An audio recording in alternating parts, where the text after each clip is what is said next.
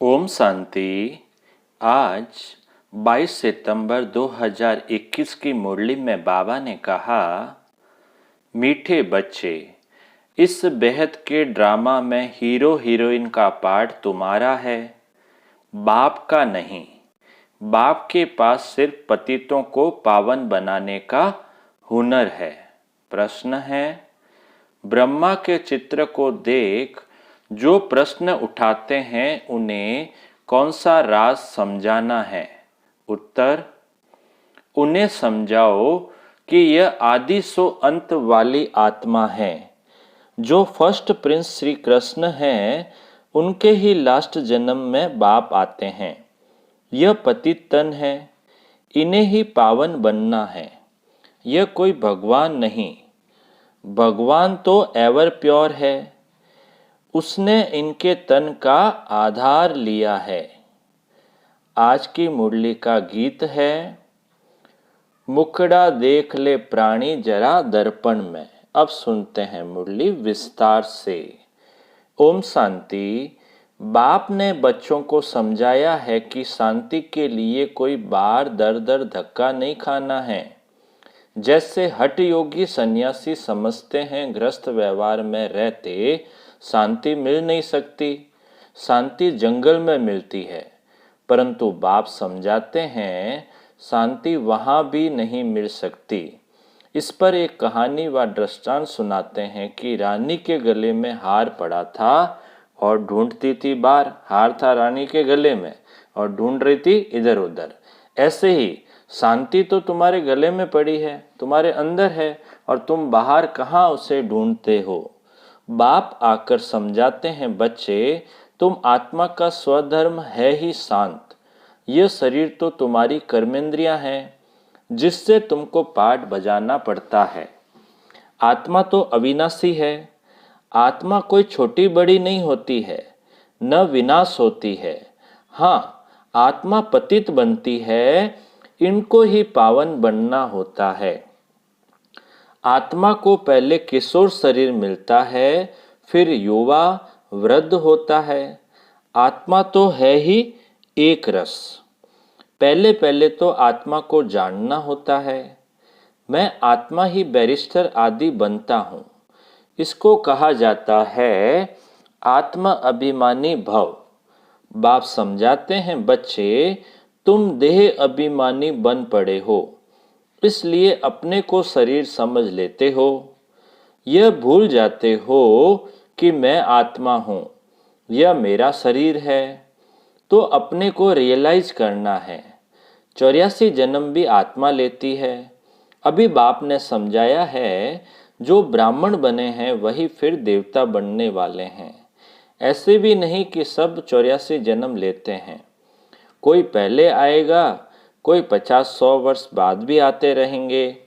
कोई के 80-82, कोई के कितने जन्म होंगे। मनुष्य तो 84 लाख जन्म कर देते हैं। इनसे भी सेटिस्फाई नहीं होते हैं, फिर कह देते कण कण में भगवान है। अब भगवान कहते हैं कि मैं किसी मनुष्य तन में भी नहीं हूँ, तो जानवर, पत्थर, ठिक्कर कण कण में कैसे होगा। बाप ने समझाया है, नंबर 1 ही लास्ट नंबर में तमो प्रधान बनते हैं। मैं खुद कहता हूँ कि मैं बहुत जन्मों के अंत में साधारण तन में प्रवेश करता हूँ। जिसने पूरे 84 जन्म लिए हैं वह तो जरूर पतित होगा, पावन तो हो नहीं सकता। बाप खुद कहते हैं पहले नंबर में है श्री कृष्ण फर्स्ट प्रिंस। श्री नारायण तो बाद में बनता है, जब बड़ा होता है। वह भी 20-25 वर्ष कम हो जाते हैं। उनके भी पूरे 84 जन्म नहीं कहेंगे।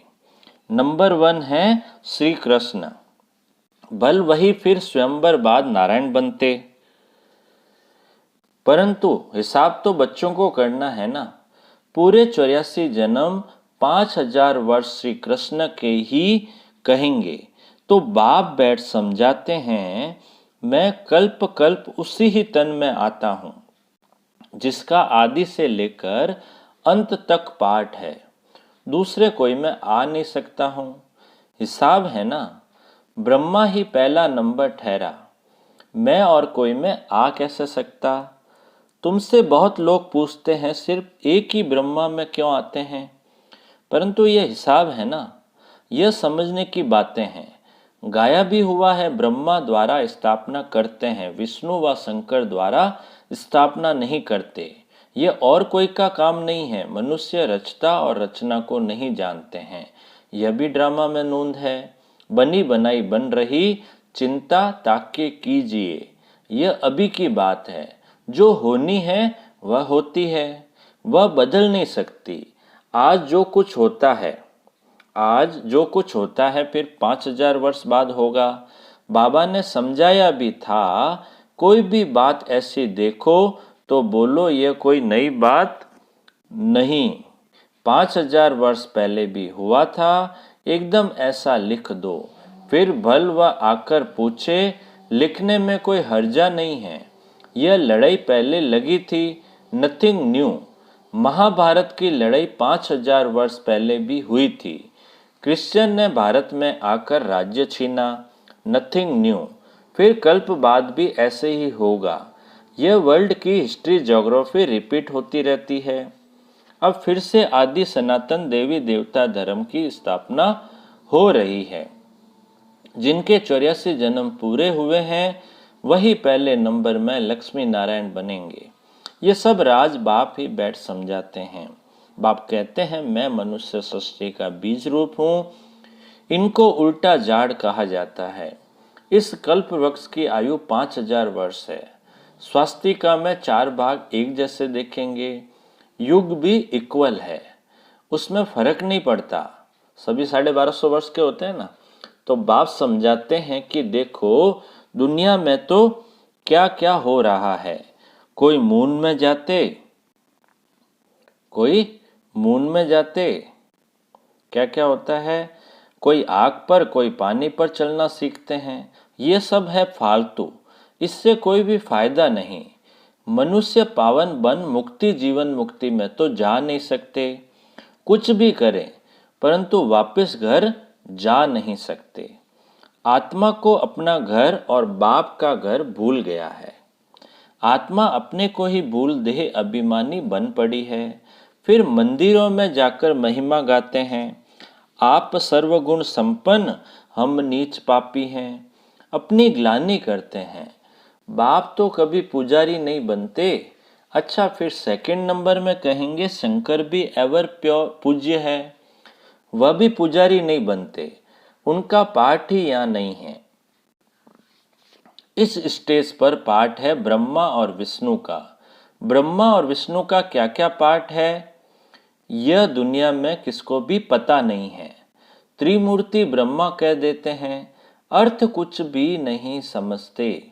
यह भी गाते हैं, ब्रह्मा द्वारा स्थापना कौन करते हैं, उनका चित्र ही नहीं। मुख से कहते हैं परंतु वह कहाँ है, शिव क्या चीज है वह भी नहीं जानते। आत्मा के लिए कहते हैं, भ्रकुटी के बीच चमकता है अजब सितारा। मैं आत्मा अविनाशी हूँ, शरीर विनाशी है। कितने शरीर लेते हैं कुछ भी पता नहीं। मनुष्य कितने दुखी है, रेडियां मारते रहते हैं। ओ गॉड फादर, सबसे दुख शुरू हुआ है, जब से दुख शुरू हुआ है पुकारते आए हैं। यह भी समझाया गया है, भारत में जब रावण राज्य शुरू होता है तो ऐसे नहीं और धर्मों में भी रावण राज्य हो गया नहीं। उनको तो अपने समय पर सतो रजो तमो में आना ही है। यह कहानी सारी भारत पर है, वह तो बाई प्लाट है। बाप बीच में ही आते हैं। भारत जब तमो प्रधान बन जाता है तो फिर सारा जाड़ तमो प्रधान बन जाता है। वह बड़े शोभनिक होते हैं। नयों को फिर रजो सतो रजो तमो में जरूर आना है। पिछाड़ी में जो आते हैं उनका कुछ मान रहता है। एक जन्म में भी सतो रजो तमो से पास कर सकते हैं परंतु उनकी कोई वैल्यू नहीं रहती। वैल्यू तो उनकी है जो हीरो हीरोइन का पार्ट बजाते हैं। ऐसे नहीं कहेंगे बाबा ही हीरो हीरोइन का पार्ट बजाते हैं, बाबा के लिए नहीं कह सकते। वह तो आकर पतितों को पावन बनाते हैं, खुद पतित नहीं बनते। तुम पतित से पावन बनने की मेहनत करते हो। श्रीमत पर राजयोग से ही राज्य लिया था, अभी तुम फिर से ले रहे हो। बाबा कहते हैं मैं तो राज्य नहीं करता हूँ, तुमको राजाओं का राजा बनाता हूँ। अब दुनिया में मनुष्य कहते तो बहुत है, भगवानुवाच मैं तुमको राजाओं का राजा बनाता हूँ, परंतु उनका अर्थ न खुद समझते हैं न किसको समझा सकते हैं। भगवानुवाच तो जरूर भगवान आया था, तब तो कहा होगा ना। हे बच्चों, भारत में ही शिव जयंती शिवरात्रि मनाते हैं। बाप आते भी हैं भारत खंड में। भारत ही अविनाशी खंड है, उनकी महिमा बहुत भारी है। जैसे बाप की महिमा अपरम अपार है, वैसे भारत की महिमा भी अपरम अपार है। भारत में ही परम पिता परमात्मा आकर सब मनुष्य मात्र की सद्गति करते हैं, सबको सुख देते हैं। उनका बर्थ प्लेस भारत है, भारत ही प्राचीन देश है। भगवान राजयोग सिखलाने भारत में ही आया था, परंतु कृष्ण को भगवान कह देने से उनकी महिमा नहीं रही है। भगवान तो है ही एक, उनको ही सतगुरु कहा जाता है। बाकी गुरु तो ढेर है, कोई धंधा सिखलाने वाले को भी गुरु कह देते हैं। आजकल तो सबको अवतार मान लेते हैं, कुछ भी समझते नहीं। जब बिल्कुल पतित बन जाते हैं तब पुकारते हैं बाबा आकर हमको पावन बनाओ। बाप ही आकर सच्ची सच्ची अमर कथा सुनाते हैं। अब तुम्हारी बुद्धि में है कि हम 84 जन्मों में कैसे आते हैं। पहले अच्छा जन्म फिर उतरते आएंगे। दुनिया की भी उतरती कला होती है। मनुष्य की बुद्धि सतो रजो तमो बनती है। सतयुग में फिर थोड़ी थोड़ी उतरती कला शुरू हो जाती है। चढ़ती कला तेरे बाने सर्व का भला। सर्व का सदगति दाता तो एक बाप है ना। वो गुरु लोग तो सिर्फ शास्त्र सुनाते हैं, सुनते सुनते गिरते ही आए हैं। बेहद का बाप आकर बच्चों से पूछते हैं मैं तुमको इतना साहूकार बनाकर गया, इतने हीरे जवाहरों के महल देकर गया, वह सब कहाँ गए। लौकिक बाप बच्चों को पैसे देते हैं, लेकिन बच्चे पैसा बर्बाद कर देते हैं। तो बाप बुलाकर पूछते हैं तुमने इतना पैसा कहाँ बर्बाद किया। बच्चों के पास पैसे होने से उड़ाते बहुत हैं। बाप धर्मात्मा हैं, बच्चे विलायत में जाकर लाखों रुपए उड़ा आते हैं। बाप कुछ कर नहीं सकता, बाप फारगती भी नहीं दे सकते, क्योंकि दादे की मिल्कियत है, परंतु अंदर जलते रहते हैं। बाप के मर जाने के बाद कोई कोई तो ऐसे गंदे बच्चे होते हैं 12 मास में सारी मिल्कियत उड़ा देते हैं। वह है हद की बातें, यह है फिर बेहद की बात। बेहद का बाप कहते हैं तुम कितने धनवान थे, विश्व के मालिक थे, फिर कंगाल क्यों बने हो, इतना धन कहाँ किया। बच्चों से भी बाप पूछते हैं भारत को इतना साहूकार बनाया, सब पैसे कहाँ गए। फिर बाप ही बैठ समझाते हैं भक्ति मार्ग में कितना खर्चा करते हैं, शास्त्रों आदि के पिछाड़ी कितना खर्चा करते हैं। माथा भी टेकते गए, टिप्पड़ भी घिस गई, पैसे आदि सब कुछ गवा बैठे। यह है ड्रामा। हम तुमको साहूकार बनाते हैं, रावण तुमको कंगाल बनाते हैं। भारतवासियों को ही बाप समझाएंगे ना। भारत ही सोने की चिड़िया थी, इतना धन था जो दूसरे धर्म वाले लूट कर ले गए। ख्याल तो करो भारत क्या था। यह भी ड्रामा बना हुआ है, भारत ही हेवन भारत ही हेल। अभी है नरक, इसलिए बाबा ने सीढ़ी भी ऐसी बनवाई है जो कोई भी समझे हम पतित हैं। छोटे छोटे बच्चों को भी चित्र पर समझाया जाता है। नक्शे बिगर बच्चे क्या समझे, बाप ही आकर पति से पावन बनने की सहज युक्ति बताते हैं। सहज ते सहज भी है, डिफिकल्ट से डिफिकल्ट भी है। सतयुग में देही अभिमानी रहते हैं, आत्मा समझती है अब शरीर बड़ा हुआ है, ये पुराना चोला छोड़ दूसरा लेना है। जैसे साक्षात्कार हो जाता है, अब जाकर बच्चा बनना है। पुरानी खल छोड़ देते हैं।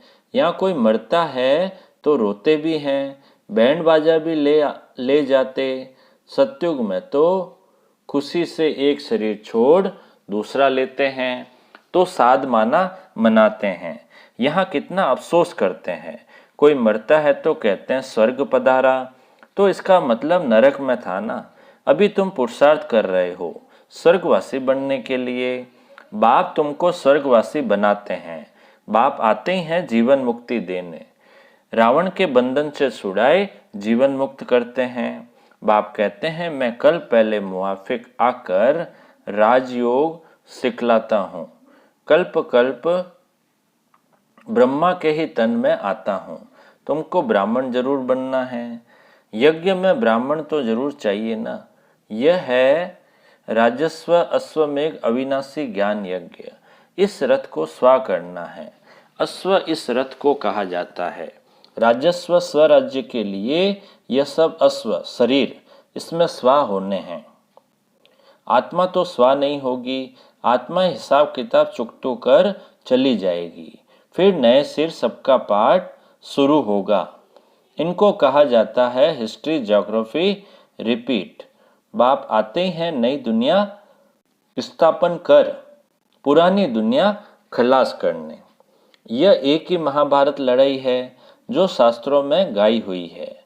तो समझाना चाहिए इस लड़ाई से यह स्वर्ग के द्वार खुलते हैं, इसलिए इनका गायन शास्त्रों में है।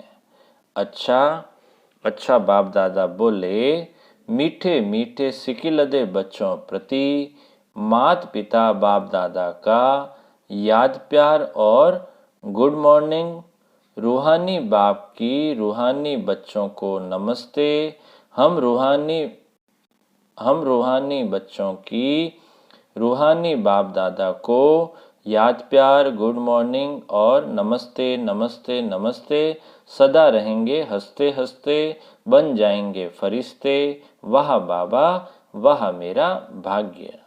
धारणा के लिए मुख्य सार में पहला पॉइंट, बीती बातों का कभी भी चिंतन नहीं करना है। जो बात बीत गई नथिंग न्यू समझ भूल जाना है। दूसरा, इस राजस्व अश्वमेघ यज्ञ में अपना तन मन धन सब स्वा कर सफल करना है। इस अंतिम जन्म में संपूर्ण पावन बनने की मेहनत करनी है। अब मीठे बाबा का मीठा मधुर वरदान है, मास्टर त्रिकालदर्शी बन, हर कर्म युक्ति युक्त करने वाले कर्म बंधन मुक्त भव। मास्टर त्रिकालदर्शी बन, हर कर्म युक्ति युक्त करने वाले कर्म बंधन मुक्त भव। विस्तार है वरदान का, जो भी संकल्प बोल व कर्म करते हो वह मास्टर त्रिकालदर्शी बनकर करो, तो कोई भी कर्म व्यर्थ व अनर्थ नहीं हो सकता। त्रिकालदर्शी अर्थात साक्षीपन की स्थिति में स्थित होकर कर्मों की गुह्य गति को जानकर इन कर्मेंद्रियों द्वारा कर्म कराओ, तो कभी भी कर्म के बंधन में नहीं बनेंगे। हर कर्म करते कर्म बंधन मुक्त कर्मातीत स्थिति का अनुभव करते रहेंगे। स्लोगन है आज का, जिनके पास हद के इच्छाओं की अविद्या है वही महान संपत्तिवान है। जिनके पास हद के इच्छाओं की अविद्या है वही महान संपत्तिवान है। अच्छा, ओम शांति।